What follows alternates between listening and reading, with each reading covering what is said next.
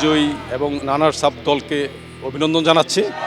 এই ক্রীড়া আয়োজনের জন্য আমার যে প্রিয় সহকর্মী বন্ধুরা অক্লান্ত পরিশ্রম করেছেন, আপনাদের সবাইকে ধন্যবাদ।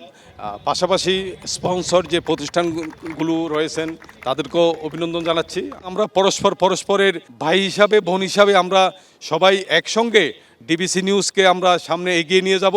প্রতি বছরেই এই ধরনের প্রোগ্রাম আমরা করব এবং আমাদের কর্তৃপক্ষীয় জায়গা থেকেও আমি ধন্যবাদ জানাই আমাদের মাননীয় চেয়ারম্যান জনাব শহীদুল হাসান সাহেব, আমাদের ডাইরেক্টর অপারেশন জনাব রুশাহিদ আহমেদ সাহেব, ডাইরেক্টর রেনুমা ম্যাডামকে আমরা অভিনন্দন জানাচ্ছি। তারা সার্বিকভাবে আমাদেরকে সহযোগিতা করেছেন এবং পৃষ্ঠপোষকতা করেছেন। তো সর্বোপরি আমার সহকর্মী যারা এই খেলায় অংশ নিয়েছেন এবং যারা সংগঠকের ভূমিকা পালন করেছেন, সবাইকে আবারও ধন্যবাদ। এই টুর্নামেন্টের আয়োজনের মাধ্যমে আমাদের সকালে একটা রিফ্রেশমেন্ট হলো, জন্য কর্তৃপক্ষকে ধন্যবাদ। এই জয় আশা করি যে আগামী বছর অব্যাহত থাকবে এবং সবার জন্য শুভকামনা, প্রত্যেকটা দলের জন্য শুভকামনা। খুব ভালো একটা আয়োজন ছিল, বেশ ভালো লাগছে। সবাইকে ধন্যবাদ। আমাদের দুটি স্পন্সর প্রতিষ্ঠান ইউএস বাংলা এবং নভোএয়ার, এদের পক্ষ থেকে আরও 5টি কাপল টিকিটের ব্যবস্থা করা আছে, যেটা ঢাকা কক্সবাজার ঢাকা রিটার্ন টিকিট।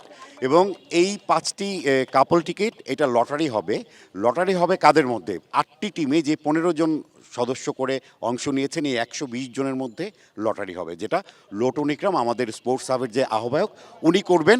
2-1 দিনের মধ্যে এই তারিখটাও জানিয়ে দেওয়া হবে। হেরে যাওয়ার অনুভূতি তো আসলেই কষ্ট হচ্ছে। হ্যাঁ, কষ্ট তো হয়, ঠিক আছে। যারা জিতে তাদের অনুভূতি তো উচ্ছ্বাসের হয়। না, দলের জন্য না, আমাদের দল ডেফিনেটলি খুব ভালো। যদিও ফাইনালে এসে আসলে টপ অর্ডাররা এটা ব্যাড লাক, ভালোভাবে ক্লিক করতে পারে নাই। ইনশাল্লাহ নেক্সট টাইম।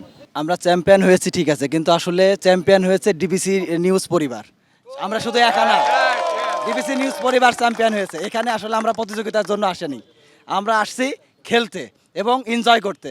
সো আমরা যেটা পেয়েছি এটা শুধু আমাদের একার না, ডিবিসি ডিজিটাল টাইটান্সের না, এই জয়টা সবার।